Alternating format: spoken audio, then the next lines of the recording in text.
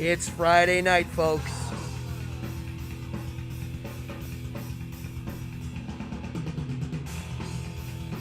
Episode 53. Let's have a Friday night party. Come on in. Get cozy. All right.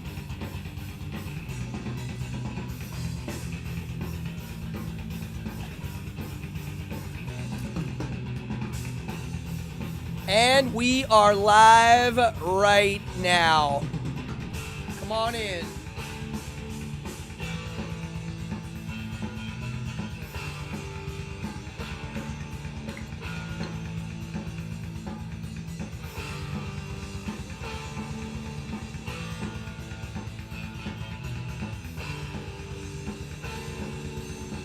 Ladies and gentlemen, welcome to Evening Hour. Come on in. All right, let's get the vinyl rolling. Boop, boop, boop, boop, boop, boop. And what? Oh, there it is. All right, welcome. All right, we got a group in here already. Come on in.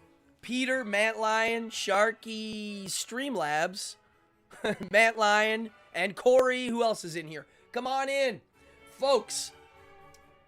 I am drinking tonight some of that Italian soda sans bitter, but I got the coolest cup in the world. Where are my notes? So I got a package in the mail, randomly for some people that watch this channel. So Corey, Cassandra, and Helen Metropolis, thank you for this awesome mug. Look at this. It's glass, it's really heavy duty, and I am going to pour this sans bitter over the ice, and I'm gonna enjoy this tonight. Cheers, everybody. So I see people are already playing my games. So if you're new to the channel, the first thing I gotta say, hit the like, hit the subscribe, hit the notify. Getting close to the 700 mark, really close to the 1,000 mark. So do that, and then on top of it, what's up, Ashworth? I got this new feature.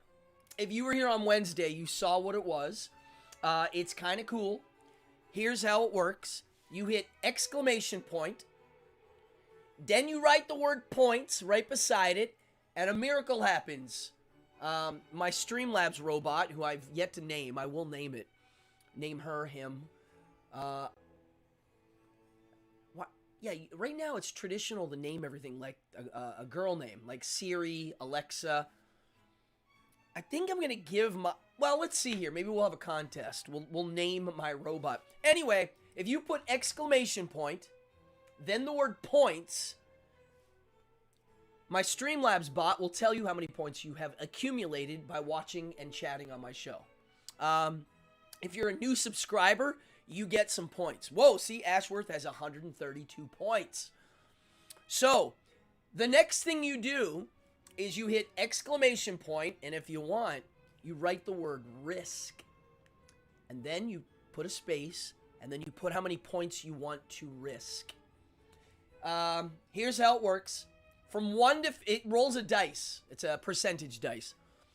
From a 1 to 50, you lose the points you wagered. If you get 50 to 99, you double them, and if you get 100, you get triple. So while we're going tonight, try it out. The more you chat, the more points you're racking up. I just changed it right now so that you're gonna get more points when you chat. It's not easy to get them, I'll tell you that, but I'm gonna make it a little easier. And then if you go to my in the video, the description, it's got links to where you can redeem your points. Right now, you need 700 points. Oh, Ashworth just won some points. You can get a mystery box or a poster. 700 points for the mystery box, 1,000 points for the poster, and I am going to add lots of things. It's going to be like skee ball prizes, but way cooler, okay? So, if you're new, uh-oh, here it goes. Peter's risking 10. Oh, I love this. Oh, you lost. Someone just won 90 points.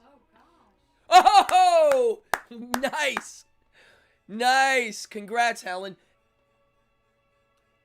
Cheers. Ooh, it's still bitter. Ooh, I gotta let it sit there in a minute. Wow, I love this. So, play along. Do me a favor, crew. If you see somebody new in there and they're like, hey, what's going on here with this weird game? Somebody like fill them in or just say, look at the description. My description, if you get a chance, pop in there and look and see what it says and make sure it reads clear because it was kind of hard to write it out. And on top of it, I was getting to that, and Matt Lion, you just hit it on the nose. Donations. Wow, okay. So, me and my production manager, a.k.a. Golf Wang Productions, also known as Wolfgang, my son, we figured out how much money I've made in donations since I started, and it's awesome. It really has paid for all of my equipment. All of it. The camera, the lights, the microphone, all of it. Thank you from the bottom of my heart. I'm going to keep doing my best to make this fun as heck. All right? What else did I have to say? Okay. Oh, someone's risking 50 points. And I can't wait to see if this goes. Did he win? Oh, 100 points. See?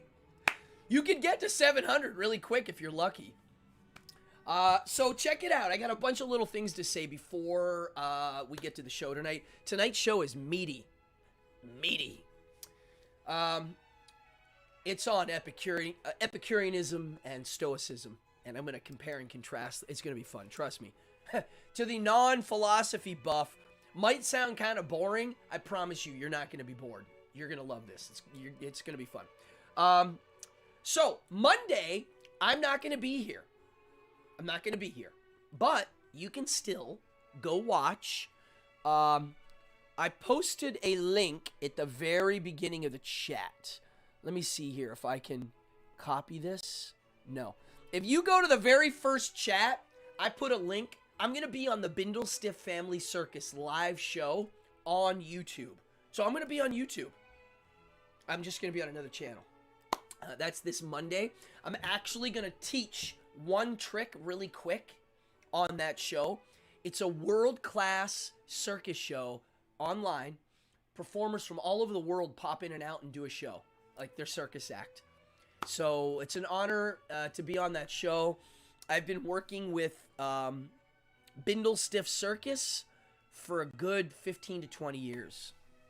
So, anybody else win? Rick Sherman just won 150 points. You see? It's like flipping a coin. Congrats. Cheers. How about this? Try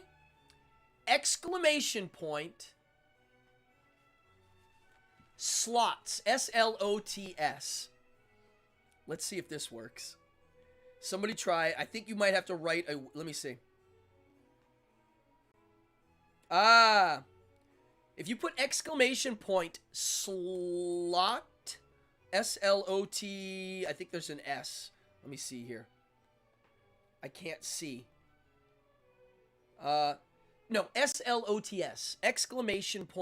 Slots. I'm curious if you have to put a point value after it.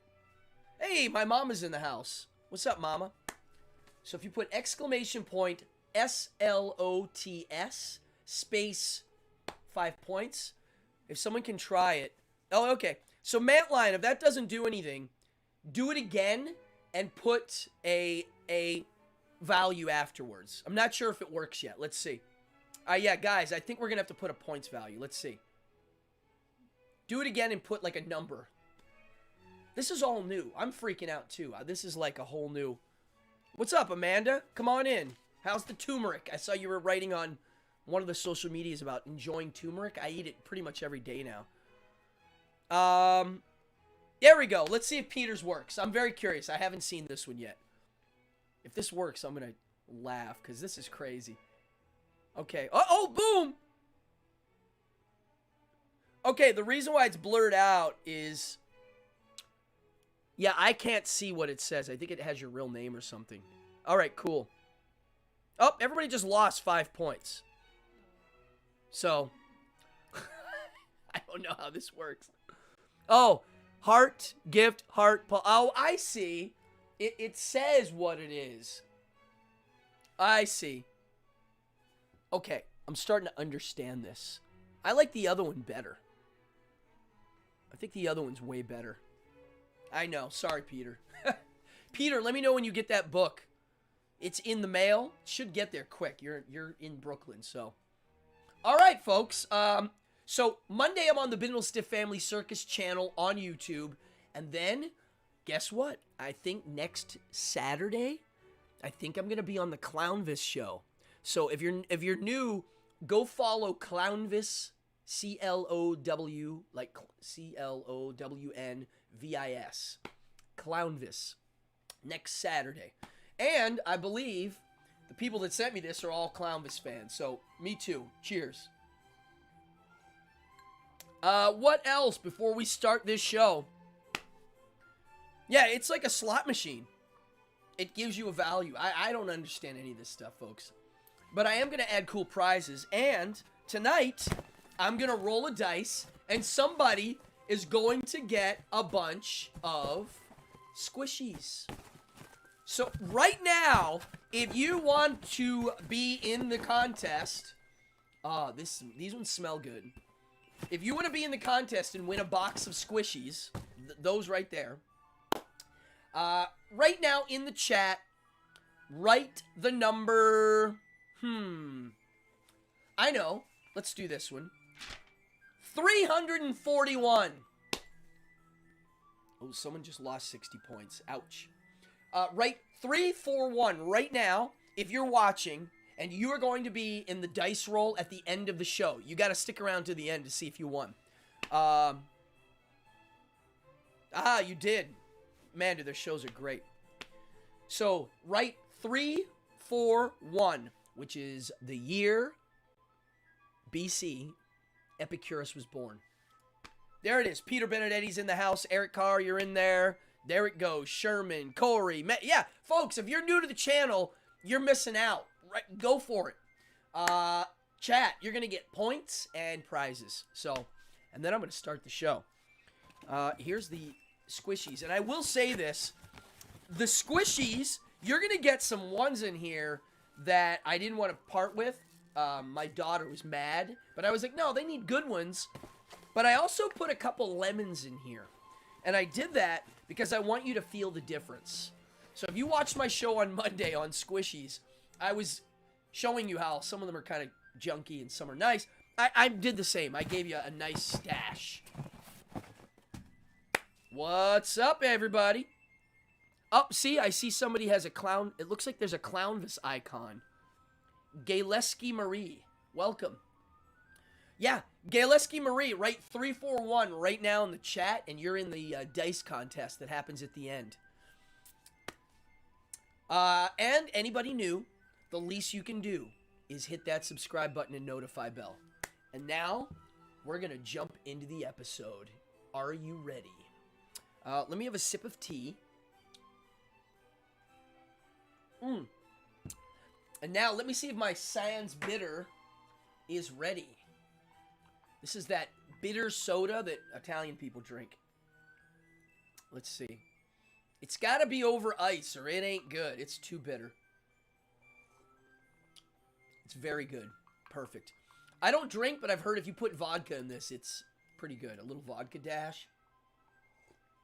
My God, that's good. Hey, Clownvis fans, I love this cup. I might use this on every one of my episodes now. I really do like it, especially for these soda drinks. It's a great glass. Yeah, it's real glass. Thank you, everybody. All right. Epicurus Under Attack. Episode 53 starts right now. Now, why is it called oh, thank you. Thank you, Mattline. Any questions? Ask. If I say something that's in left field, throw it out there, okay? This is a chatty show. I got a very chatty group that I love, so keep the chat going. We're going deep in philosophy tonight. Deep. I'm going to dissect some of this stuff. Why is Epicurus under attack? Well, I'm going to attack him a little bit. Oh, yes, I am. And I'm also going to discuss why, over the years, at some points, he lost some serious favorability. His philosophy. And why. And also, I'm going to hold up to it Stoicism, which they do have a lot of similarities. Cynicism, Stoicism, Epicureanism all have a lot of little similarities, but they definitely do have some big differences. So I consider myself a little bit of all of those as a philosophy of sorts. I do. And I love dissecting it. Let's see here. So, misunderstood Epicureanism. It is so misunderstood. We're going to talk about that. Is it sustainable? Is it a philosophy that's really sustainable? Or has it got some holes in it? What's missing from Epicureanism? Is it compatible with Stoicism? Why was it attacked? And something that I'm trying to sort out, but I'm having a hard time. I'm not knowledgeable enough on the big picture to really go into it, but I found a new term. Polyatheist and a monoatheist. Something new that I've been chewing on.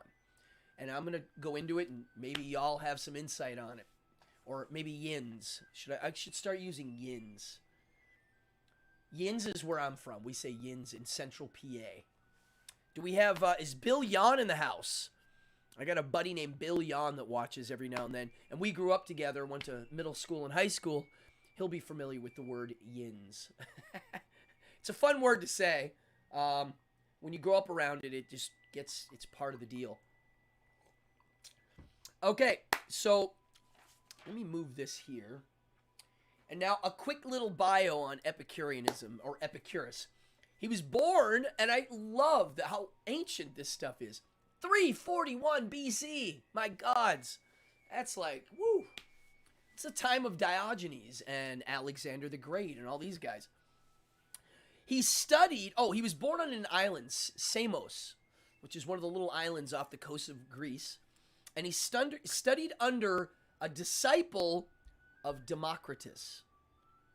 So that's who his teachers were. He was military trained at 18. I found out he traveled a bit, but eventually he started at age 30 teaching in Mytilene, which I'm not quite sure where that is, but I think it's around the Greece area. And 306 BC, he returned to Athens and he founded his garden. Oh, wow, there it is. So, folks, my robot just popped in here and said, there's where you redeem your points. You see that? I don't think anybody has enough points yet. I'm going to put a few lower point value prizes up soon, so don't worry. So the garden, he literally had a place. Like, you could walk around and visit the different philosophy schools. I think during his time, the Zeno school, or Zeno, and Zeno is the founder of Stoicism. So while Epicureanism is starting to come about, Stoicism was just as popular too. They were both kind of in the scene together. And it said, when you, the garden, I think it had a literal outdoor garden with a big communal table. It also had like an indoor part. And there was a sign when you walked in that said, "Stranger, you would do good to stay a while, for here the highest good is pleasure." Okay? And, yeah. Okay, here we go. This is where it gets fun. So, yeah, I wrote down Stoicism and Epicureanism. They were both popular at the same time. And Epicureanism started losing some favorability in Rome. And then when the Christians showed up, they didn't like the Epicurists. Now, here's where it gets kind of wild. Let me just see here. Oh, yeah. A little bit more in his bio before we get into the actual philosophy, because It's very misunderstood. If you look up the dictionary definition of Epicureanism, or Epicurist with a T, it's kind of off. It's not the right it has a new meaning now. The meaning changed. Epicurus asked one of his teachers when he was young, why did Hesiod, what did he mean, the philosopher Hesiod, by the world came from chaos? And his teachers were like, I don't know. And when he said that, he went the way of science. They had no answer. He said, I'm going to science. Epicurus was an early form of an atheist. And what a lot of people don't realize is it's very rare before Charles Darwin to hear someone say, like, I'm an atheist. Because even the smartest of the smart and the most philosophical of philosophical, when it came to life, they didn't have a clue. They were like, you know what? Most likely there's some sort of creator. I can create life, therefore there's got to be some God that created me. Thomas Jefferson, Ben Franklin, those guys, they were kind of early atheists, but they were called deists. Deism. They believed in a creator that made everything and got the heck out. He didn't intervene. It was an easy way to explain it, right? So he was an early form of an atheist, and he believed in only matter and void. Everything's either matter and void. And everything's made out of this matter that he was an early atomist. He said there were atoms. There were these little things that make up everything. And they're like little universes. And he was basically right. He even said God might be atoms. Like if there is a God, then it's got to be some sort of atoms. Everything's on one level. Everything's the same. The heavens, the sun, my skin, the table, it's all made of these atoms. And as for thoughts, because you'll see the Deepak Chopra is saying that our consciousness isn't, it's a proof of a God of sorts. It doesn't exist yet. It exists. Well, that's where neuroscience steps in. And now we know that there's chemical reactions and these little neuroscience, they're like atoms. I mean, everything's happening on an atomic level. Reductive materialism, which is what science is. So Epicurus wasn't just a philosopher, he was a scientist, and he was right on a lot of things. He was also wrong on certain things too. Most of these early philosopher guys, that's what they were. They were both. They were scientists and philosophers, and it was all one ball of good, right? And Epicurus had no gods or a god, he didn't believe in gods or the supernatural, which we're going to get into. So let's talk a little bit about the philosophy that he came up with. And he definitely came up with this and organized it. And he definitely thought about it and discussed it. Because when you went to the garden to hang out, that's what they did. Now, I want to read one little thing. It's funny, this is in one of my books, and I forgot about it. It said, he will welcome you with bread. He will serve you with water in abundance. Have you not been well entertained? This garden does not whet your appetite, but quench it. That's what it said on one of the things in the garden. There was a long outdoor table, non-stop philosophical discussions. Yes, he was an OG skeptic, 100% Ashworth, 100%. We're going to talk about it. His view of the supernatural is how I see the supernatural. Right on the money. It's super space natural. It said, here at the long outdoor table, non-stop philosophical discussions reached its zenith. And fine dining, as one can tell from the host's offered menu, he literally only offered bread and water. That's what they ate. When you hear the word Epicurus, you think of a foodie. Like, that's what the word means now. A foodie. That's not what it meant back then. They drank bread and water.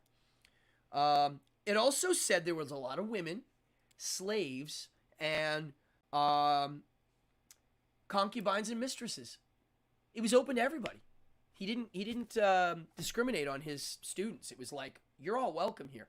I mean, literally, it was a hippie commune of its time. Um, Now, here's the problem, and this is where it gets interesting. It goes under the hedonistic philosophy because the highest good is pleasure. But when I hear the word pleasure, I think of a back rub and some other stuff, okay? I also think of drinking, smoking, okay? That's not what he meant. His definition of pleasure was freedom from pain and suffering. And that also is freedom from mental anguish. Yeah. So his definition of pleasure is not what most people think. Self-discipline, simple living, and maintaining strong friendships.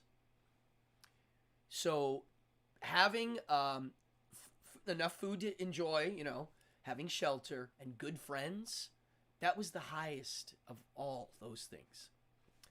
And the dictionary definition of Epicurean is a person devoted to serve enjoyment, especially from fine food and drink. That's a bad definition. Not good. What does this say?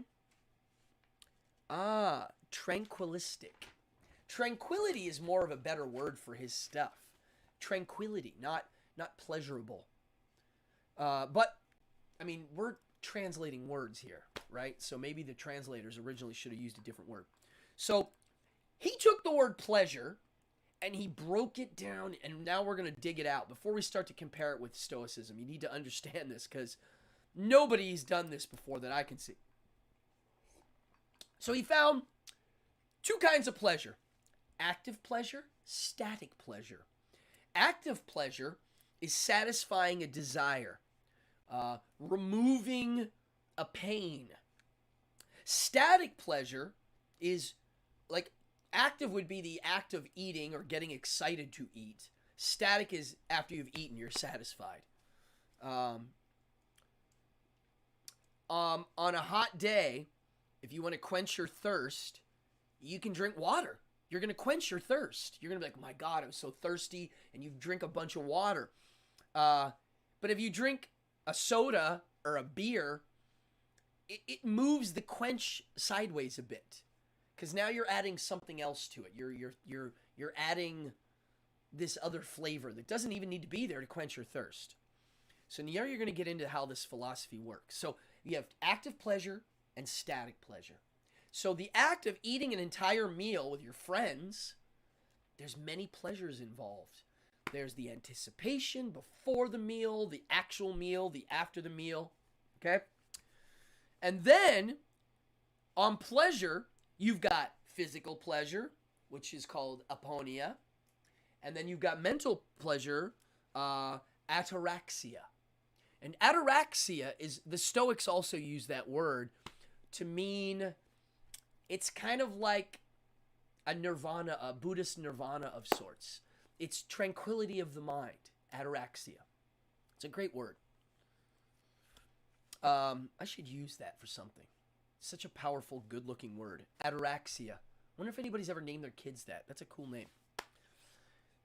So physical pleasure is your present state, your physical present state. And your mental is present and past memories and future. It's got a little bit more of a palette on it. Somebody, people used to ask, was he an ascetic? Meaning like a monk who gave up everything, to live like a monk. And the answer is not really, because he thought there was an answer to, there was a limit to this idea of simple living.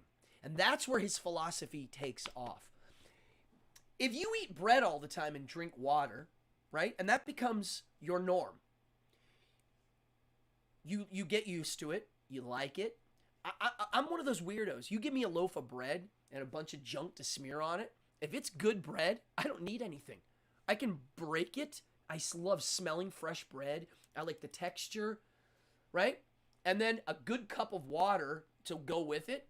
You start to enjoy it. It becomes your baseline of simple. And then when you throw in a piece of cheese and a little bit of something special every now and then, it has impact. It's more special.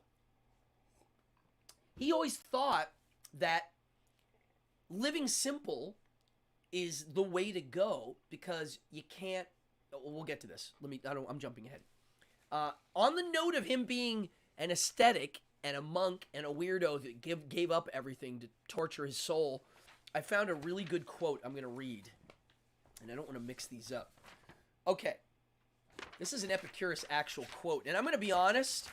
His writings, there's not much left. He wrote a lot and it's mostly gone.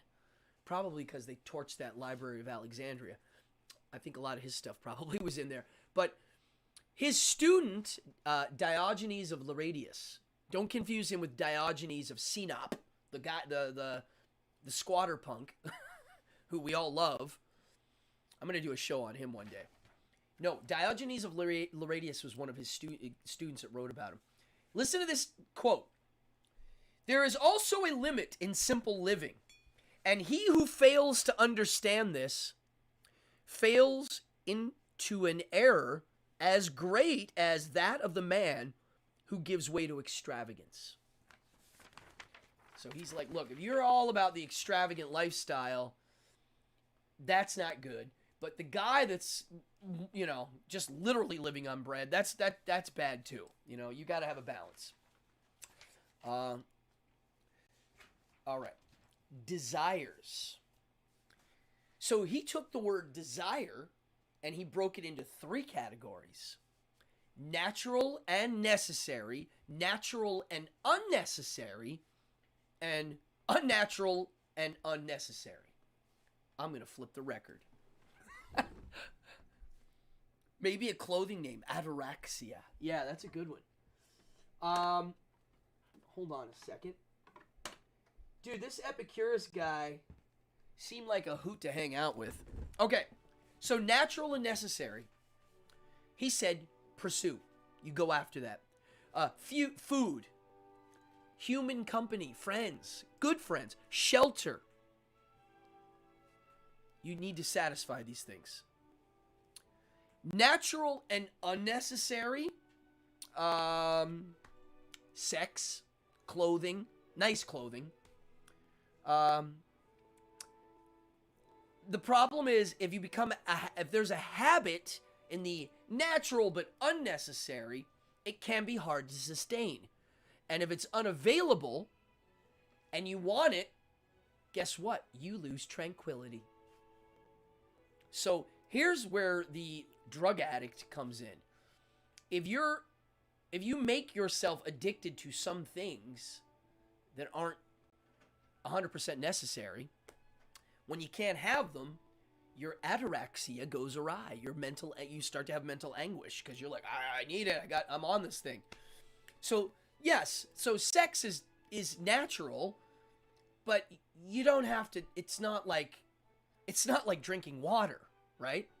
So he's like, look, it's important, but it's not the main thing. So he just said, look, you can pursue it, but don't rely on it. Don't make it your main thing. And then you have unnatural and unnecessary. Power, wealth, fame. They're not natural, and they're not necessary at all.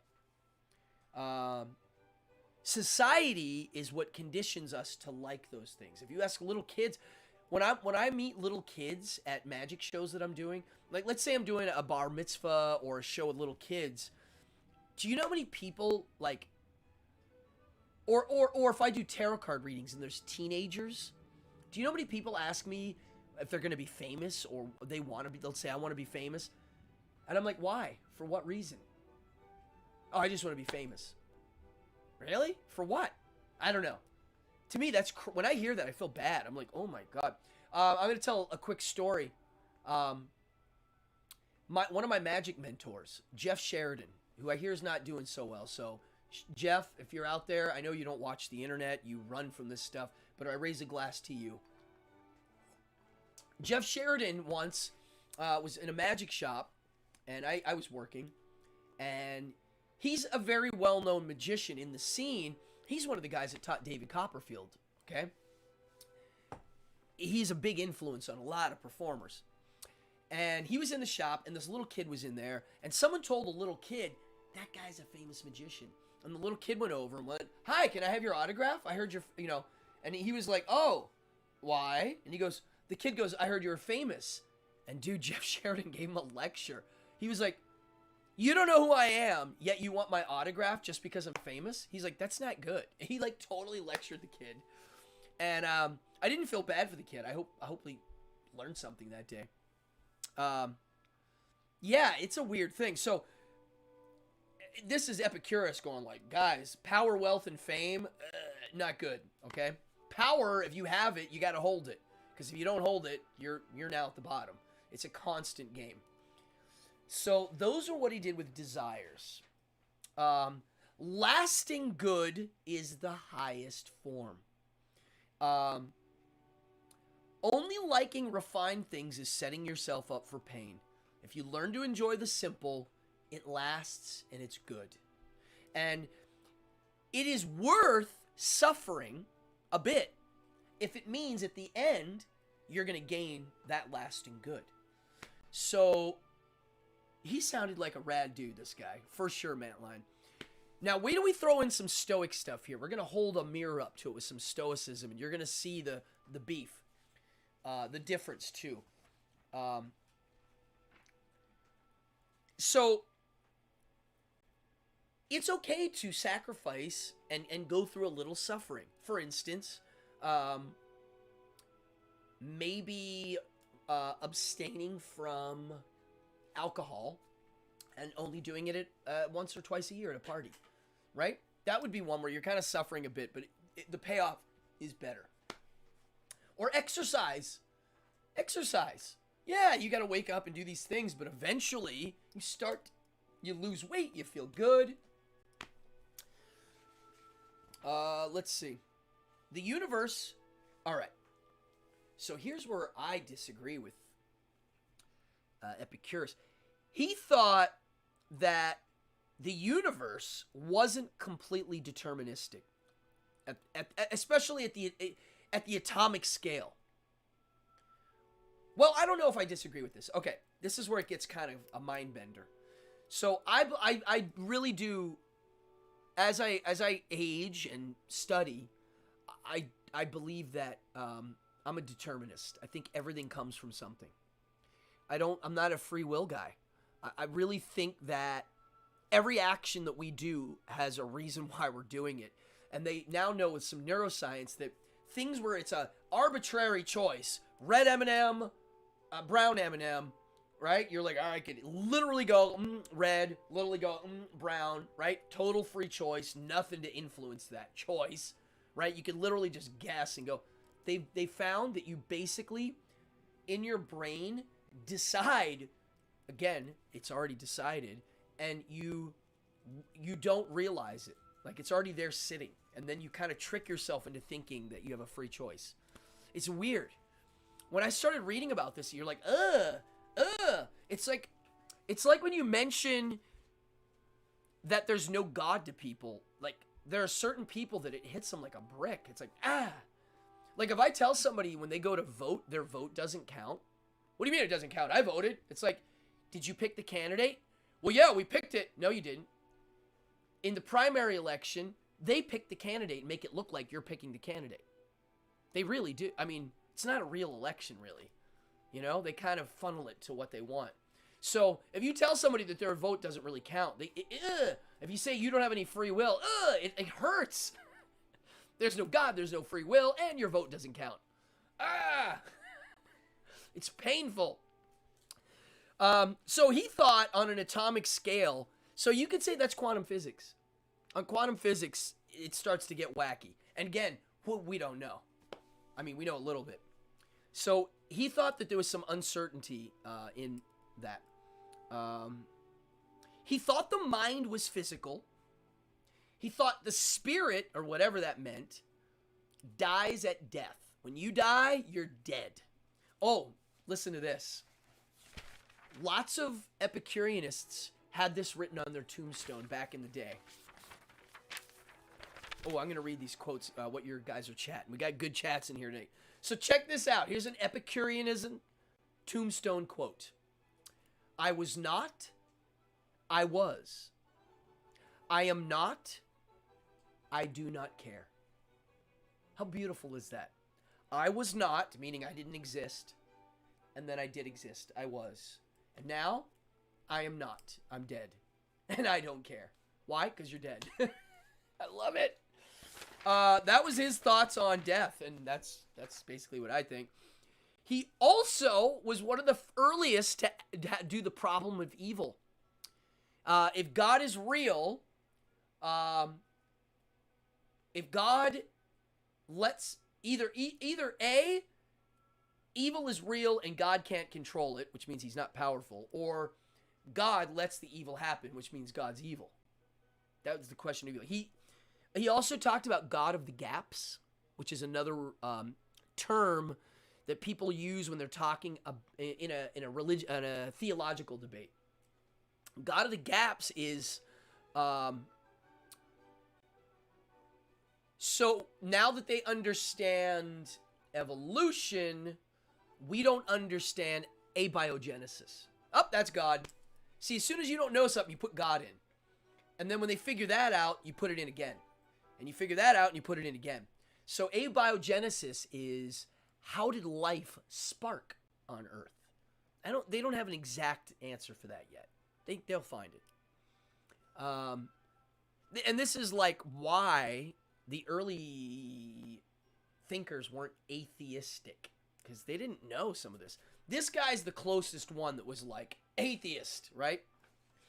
Science will remove fear. And he was an early humanist. Okay. So, before we get into this, now he was, all right, so here's how he was attacked. Oh, this is kind of neat.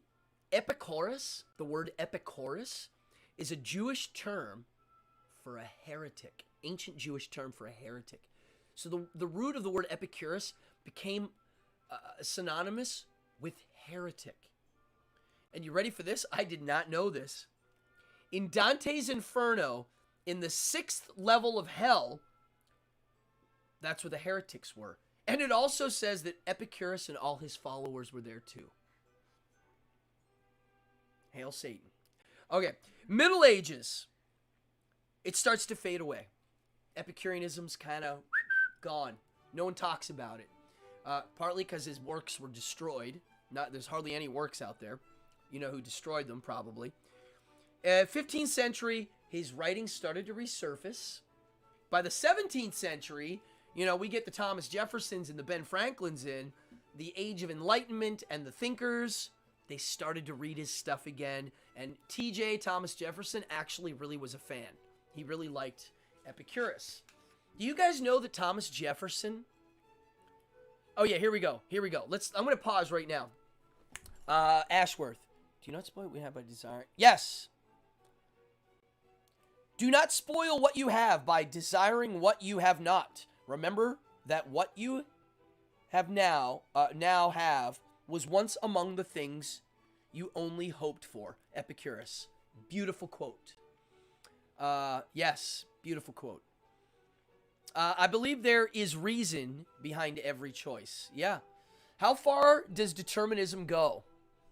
Human choice, does it include other things? So determinism,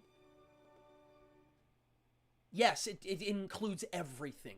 It literally is the Big Bang and this. And in this of everything going, it seems like there are chaos moments, and then things come out of that. So it's not just our deterministic choices, it's my arm, the table, it's everything. Everything came from something. Something determined what it was going to be. It's a mind bender if you start thinking about it, because right away it shuts down religion. Right away.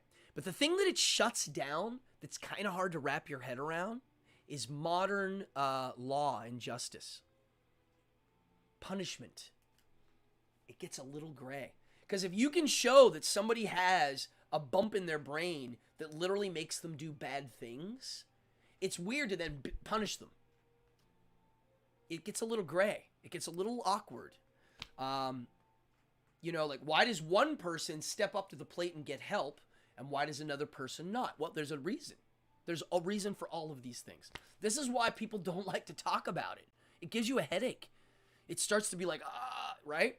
I've met people that when I even bring it up, they freak out and don't want to talk about it. Just like when I bring up that there's no God. Same kind of reaction. That's why I got obsessed with all this stuff. I was like, wow, I found the new no God. You just say there's no free will. It's kind of a mind bender. So now, okay, here we go. Now we're going to bring in the Stoics, okay? This is where it gets big. God, I hope we can get through this in another 30 minutes or so. This is my favorite part. So,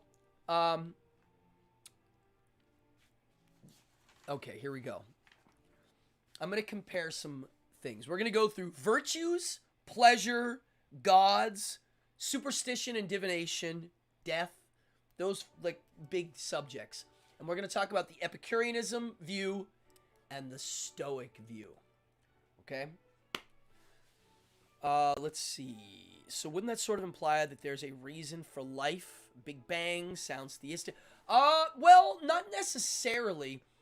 Okay, yeah, me too. I'm trying to wrap my head around. Yes. You ask a good question. He goes, wouldn't that sort of imply that there's a reason for life? Big Bang sounds theistic. Kinda. When I was a little kid, I remember thinking of the Big Bang and what came before it, and I was told that, you know, everything starts and it goes out, right? And I remember going like, well, what if it does this? Right? I remember that when I was little. But then I was like, oh, that means everything that's out there would get sucked back in and crushed. And then I thought, what if it does this?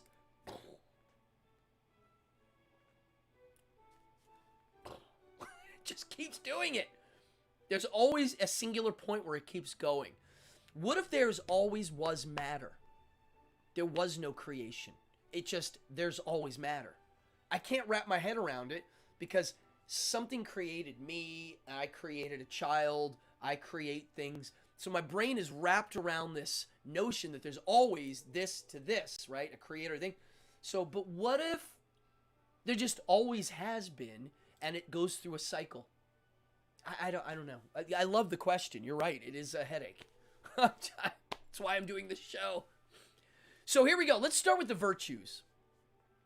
They thought that the virtues, and we're going to talk a lot about this, they were useful, very useful, but not the highest good. The highest good is not just virtue. The Stoics, that's the highest good. And the reward of focusing on virtue is virtue, which is kind of funny. You have virtue. You have it. And here's the virtues. We'll do wisdom, justice, fortitude, and temperance. Wisdom meaning learning and becoming wise with how things work and trying to learn as much as you can and talk about life experiences. Justice, obvious. Be cool, be fair. Why? Because it's better for everybody, right? Fortitude, have some cojones. Be tough. Wake up. Work hard. Don't be lazy. And temperance. Temperance is what Epicurus is teaching. Like, don't go overboard. Have some restraint, because if you do, you're going to ruin it. Those are all very logical things. Wisdom, justice, fortitude, and temperance. And the best part of Stoicism that I like is the goal is not happiness. People can't wrap their head around that. I love that. The goal isn't happy. Not at all. Because in Epicureanism, that's basically the goal. Stoicism, the goal is to live according to your nature. And the result of that is happiness. You get that. That's a result of it. That's an incidental thing that might happen. To me, happiness, I've always said, if you have a scale of happy, sad, and neutral, if you're always in happy, when bad things happen, you got to go all the way past neutral to the bottom to get to the sad and deal with. And if you're always sad and miserable, when good things happen, you got to go all the way to the top to deal with it. So if you're in the middle all the time, when good things happen, you can go up. When bad things happen, you can go down. All right. So, pleasure, lack of pain, mental anguish in Epicureanism, this is the highest good of all. Stoics say, we prefer that lack of pain, but they're indifferent. It's not essential for a good life. Not at all, actually. You can lead a good life and be content without being, in this constant state of pleasure. I'm gonna go back a bit for some of these. So the gods, theistic thought, deities in the sky, because right now we're in the world of polytheism, lots of gods representing all sorts of things. The Epicureanist idea is like, yeah, maybe they exist, but we don't need them. Don't fear them. It's ridiculous. The Stoics thought that they existed and they do impact our lives and you should honor them. I'm in the middle of those on my thoughts because I am atheist, and we're gonna go back to this because there's a weird gray area in the middle that they're not talking about here, or at least what I'm saying now, where you don't have to believe in the gods as a reality, but you can symbolically use them. And you hear me talking about that all the time. Superstition and divination. Astrology, tarot, witchcraft, voodoo, fortune-telling, all of the above. Oracles. Epicurus, false, avoid. They're a source of fear and misunderstanding, and they're bad. It's not good. And the Stoics agreed. Just like death. Meaningless. Pointless to think about. Doesn't have anything to do with anything. If you live your day, each day to the fullest, it means nothing. And the Stoics also agreed. Now, my thing is this. Just looking at this, I wrote it out on a chart, and because of how I wrote it, it made me just realize pretty clearly, I mean, it's not that hard to see, that the Epicureanism pleasure and lack of pain and mental anguish can only happen if you got those virtues in the right seat. You have to me, one's not above the other. That's what, if I could meet Epicurus or an expert on it, this is where I would like to get into it, because it seems to me that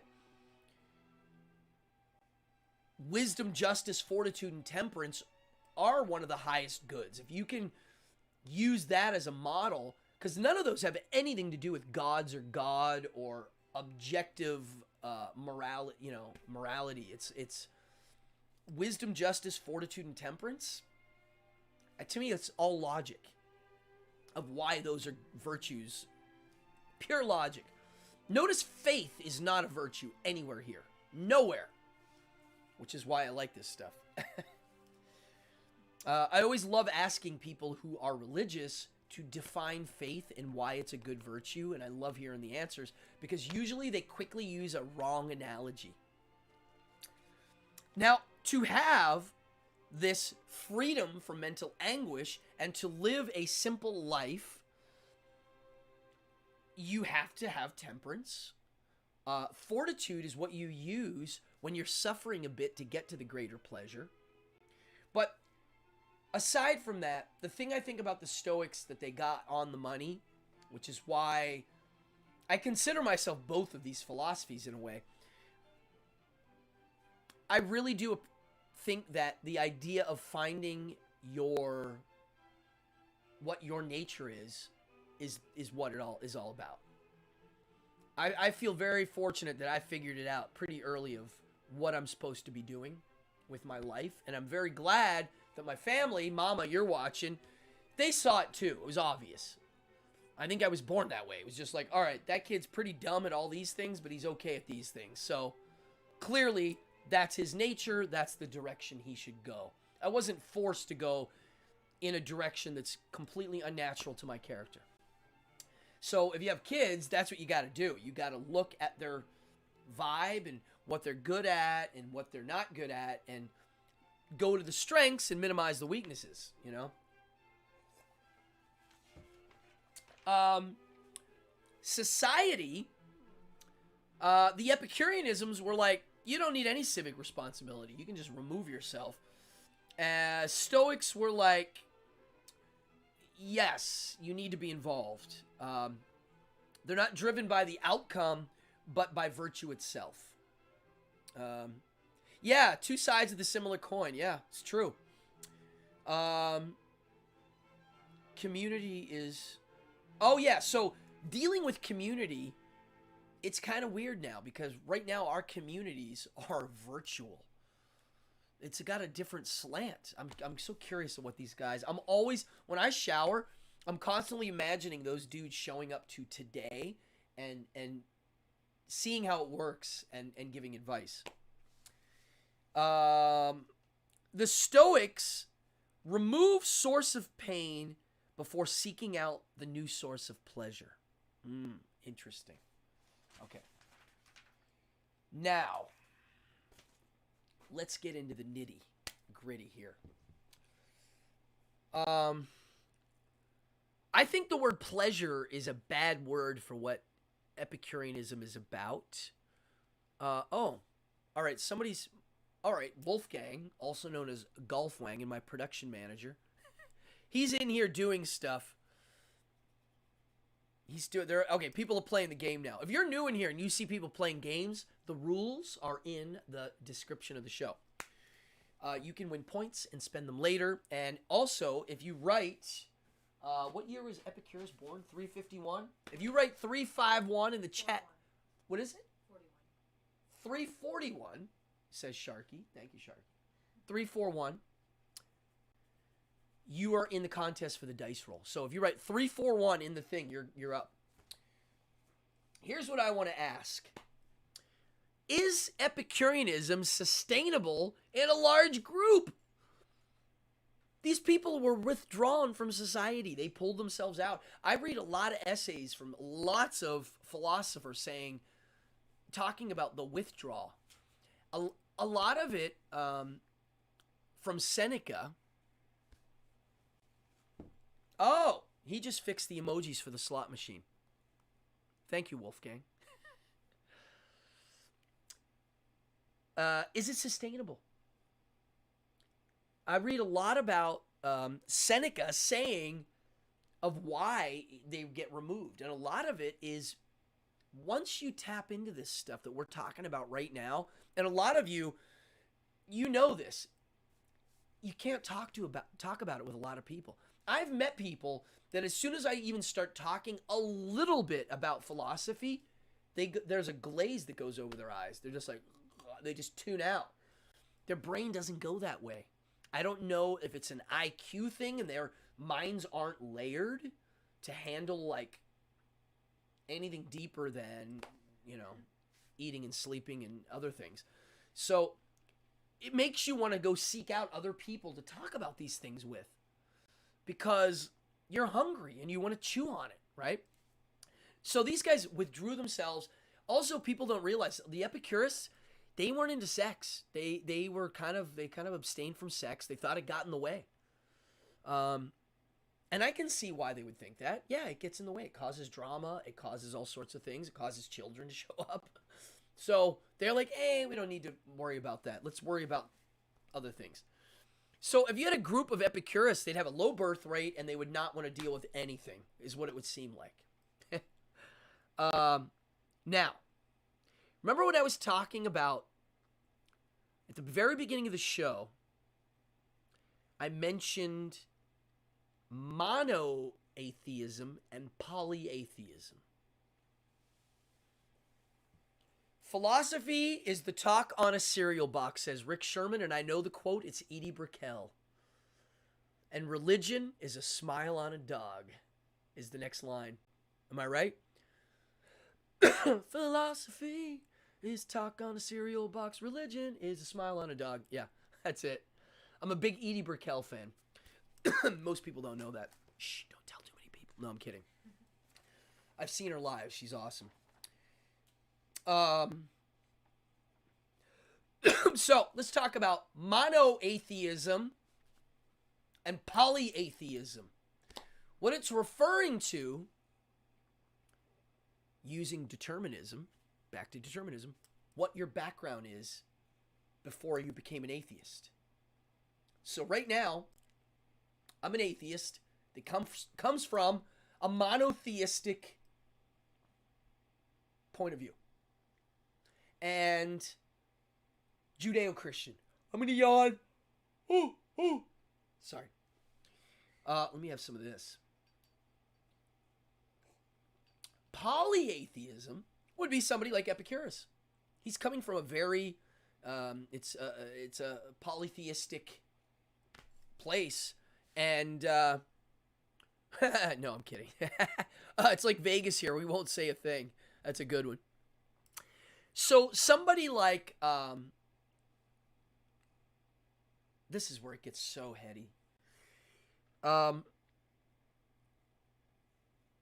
Somebody who comes from a polytheistic point of view, who's an atheist, is going to have a different take. And here's what it is. Sam Harris, who's an atheist, a neuroscientist, and a philosopher, he got into it with Jordan Peterson. And the notion, the nuance to this is kind of hard for me to process right now. I'm trying to chew on all this. But Jordan Peterson, whenever he talks about how he believes in God, it sounds like he believes in God because, well, why wouldn't he? Why not? You might as well. It's a part. It's almost like what's the argument? If you weigh out the benefit of God or not, what's his name? The guy. Oh God, I'm terrible right now with this. I should know this. His theory was, if you weigh out the benefits of believing in God and the benefits of being an atheist, the guy was like, I'm just going to believe in God. It's just easier. It makes I'm covering my butt by doing that, which is funny because if God's real and he goes, hey, welcome to heaven, your reason for believing me was wrong. I'm sending you to hell. But Sam Harris believes that there's just one truth, you know.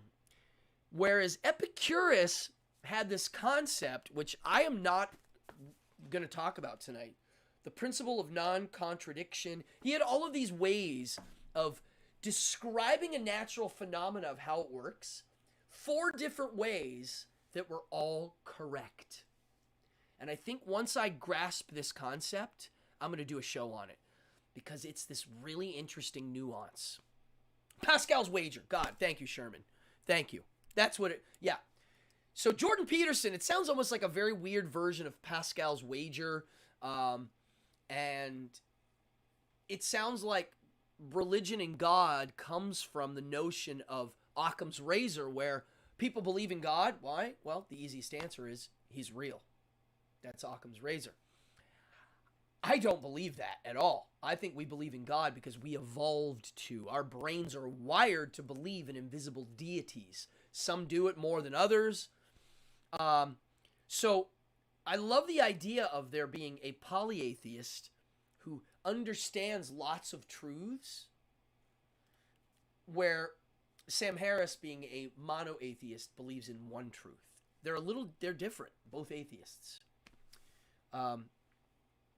What would Epicurus have to say about the modern addiction to dopamine blasts? Dopamine blasts. Oh, wait, let me check my phone. Hold on, let me check that's the dopamine blast. That's what I'm talking about, the phone. People don't realize it, but every time you get a like or a swipe, it's like literally hitting a crack pipe all day. Boom, boom, boom, right? Boom. And as soon as you don't have it, you're like, I need my dopamine blast. Oh, I got 4 likes. Oh, let me, right? What would he say about it? I can tell you right now what he would say. He'd say, turn off your TV and throw away your cell phone. That'd be the first thing. He'd be like, what do you need a cell phone for? It's amazing. Stoic stuff, that's a must. That's what I wrote here. Let's see what this is. Virtues are a must. I really think understanding those virtues and working on them is a must. Default always to virtuous actions. If you don't know what to do, just go to the virtue action. Like, what would be the best way to deal with this? Even if the result's bad, you at least did your best. Pain is unavoidable. The Epicurists are like, we're all constantly trying to avoid pain, but it's unavoidable. As you get older, you're going to have to deal with it. So get ready for it, is what the Stoics say. I agree. Here's my favorite. This is Stoic, and this goes into the God thing. The Stoics would say, imagine your hero is watching you.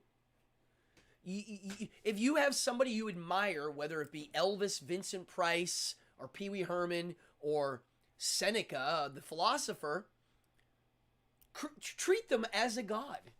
Put a statue up, pay respect to it, use it as a point of thinking. So some of the Stoics were like that, and I agree. I think it's a really great way to focus your thoughts and energy. Imagine your hero is watching you is also using the notion that your subconscious is always on. I say it all the time. He is an apologist. Jordan Peterson says some nice things that I like, but when he gets into the religion stuff, I'm like, no. It sounds like a politician talking. It makes no sense sometimes.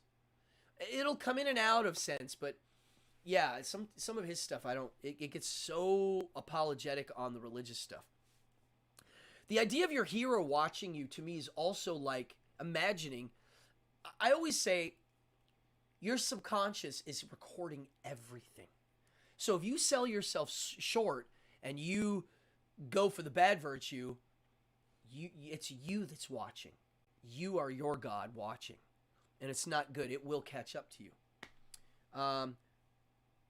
Even if a fantasy is untrue, you can gain something. So the Stoics thought gods you could still gain stuff from.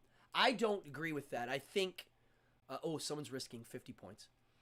I think that you can gain something, but you got to realize it's not real. Oh, you just lost 50 points. Wah, wah. Sorry, Sherman. Epicurus didn't like religion or God or anything, but yet his group, the Garden, had religious trappings. From an outsider, it looked like a cult. They don't have sex. They eat bread and water. They sit around and talk all day. They have a leader. It had a religious vibe. They would have little meetings, which I think is interesting.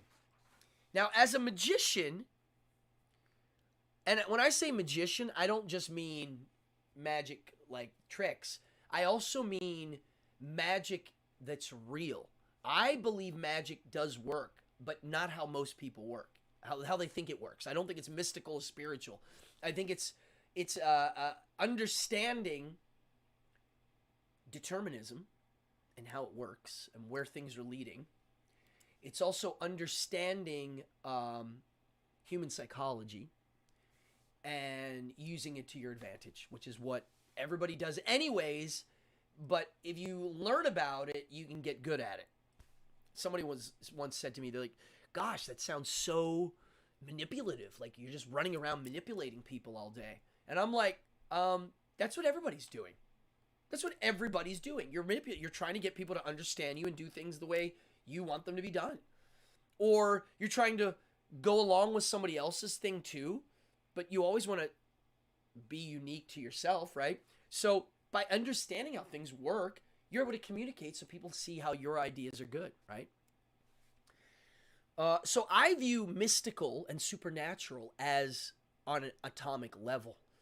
It's not magic. It's not a ghost doing anything. It's you setting things up a certain way and they're going in a certain direction. And using symbolism, ritual, and metaphor and the trappings, you can get there.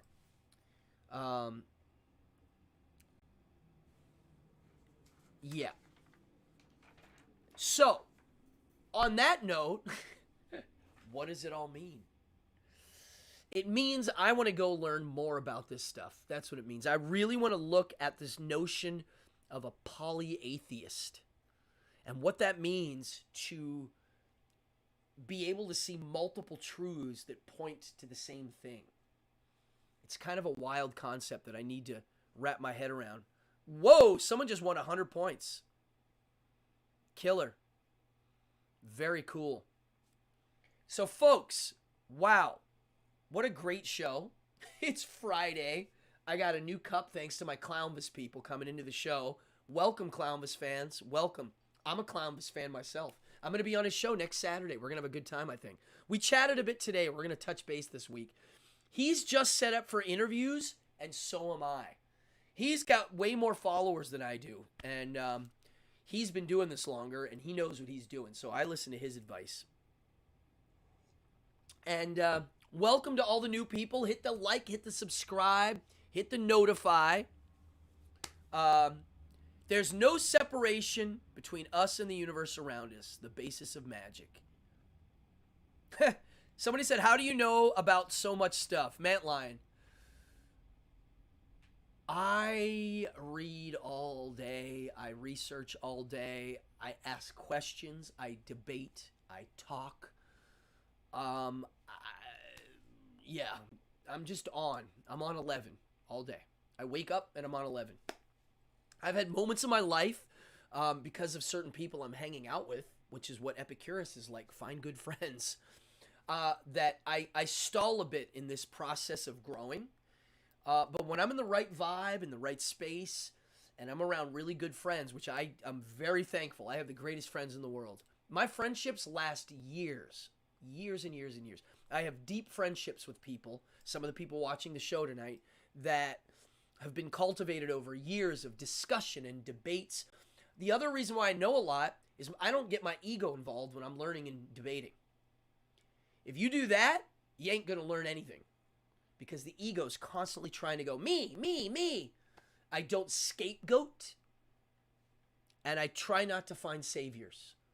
When I look around the world, I see everybody's looking for saviors and scapegoats. That's what the news does. He's the new savior. He's bad. That's it's what it is. That's what pro wrestling does. The reason why pro wrestling is popular and soap operas are popular is because of that. It's who's the good guy, who's the bad guy, right? I try not to do that. So I think when you get to the state of mind where you're not doing that, you're able to really absorb it all. Wow. I love this group. You make me think. You make me challenge my own thoughts and go into them. And I hope I'm doing the same to you. I know I am. Because I get feedback. People are telling me all the time that they're reading stuff and people are gambling in here. I love it.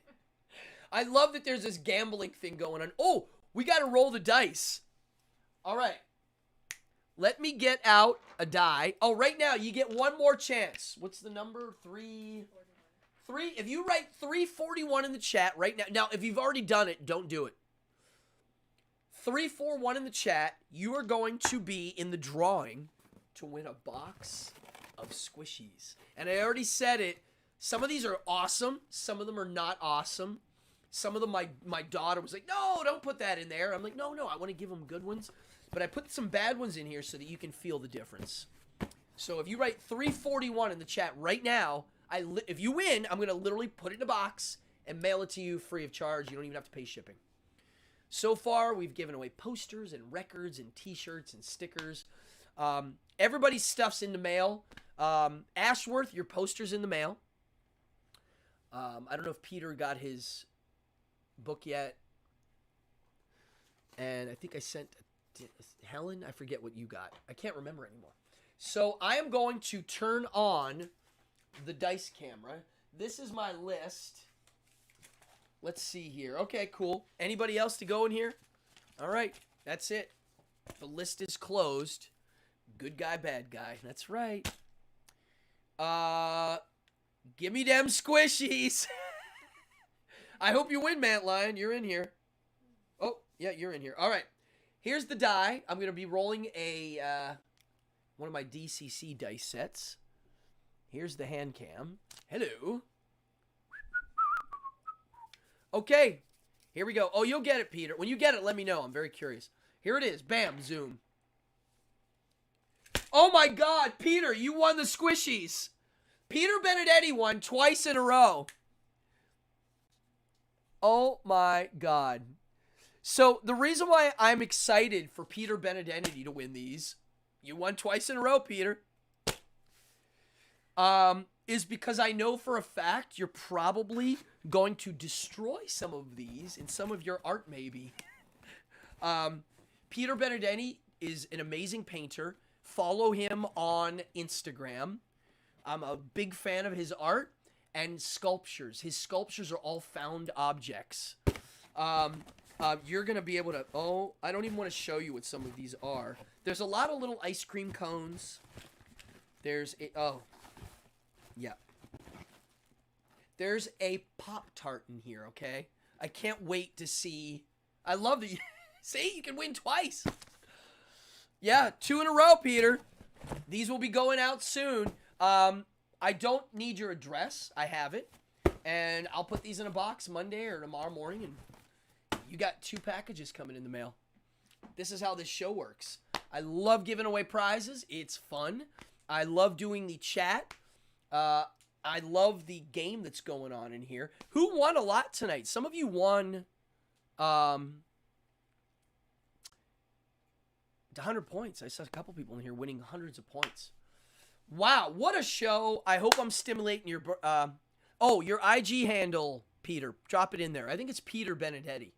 I think it's just his name, but I could be wrong. When you see his art, you're going to be like, wow. So a couple shows ago, I had 2 of my favorite artists in the house. I had Peter Benedetti and Sean Auberg. And they were chatting with each other. And I'm like, oh, there you go. 2 of my literally favorite artists. I hold them to the highest degree of art. I mean, yeah, you guys are great. And it's an honor to do these shows. So, it's Friday night. I'm going to go party. My name is Cardone. This is episode 53. It was Epicurus under attack. We didn't really attack him so much. And I had a blast. Today, when I woke up this morning and I started organizing my notes, I was excited to get out of bed to start studying this stuff again. I'm constantly writing stuff down. Oh, that's the other thing. If you want to retain information in your brain, you got to write it down. And on that note, I'm going to bounce out. Monday, I ain't going to be here. Monday, you got to go to Bindlestiff Family Circus. I wish I could drop it in. It's the first... If you go to the chats all the way to the top, the first one, it's a link to their Bindlestiff. Bindlestiff. Look them up. Bindlestiff Circus. Monday, I'm going to be on live. I'm going to do a little magic, and then I'm going to teach it really quick. So check it out. My name is Cardone. You're watching Evening Hour Live. It's 3 times a week, folks. If you're new, hit the like, hit the subscribe. If you want to donate, by gods, go right ahead. The link is in the description. You can click on it. If you donate, it goes into my show. And we are having a blast. I thank each and every one of you. And I'll see you all live on my show next Wednesday and Friday. And Monday, yeah, a lot to think about, man. When you said you're trying to wrap your head around it, I'm like, me too. It messes me up too sometimes. So, party on, everybody. Gosh, you guys are fun as heck to hang out with, and I can't wait to do it again. Awesome. Let me pull the outro. Party on, Wayne.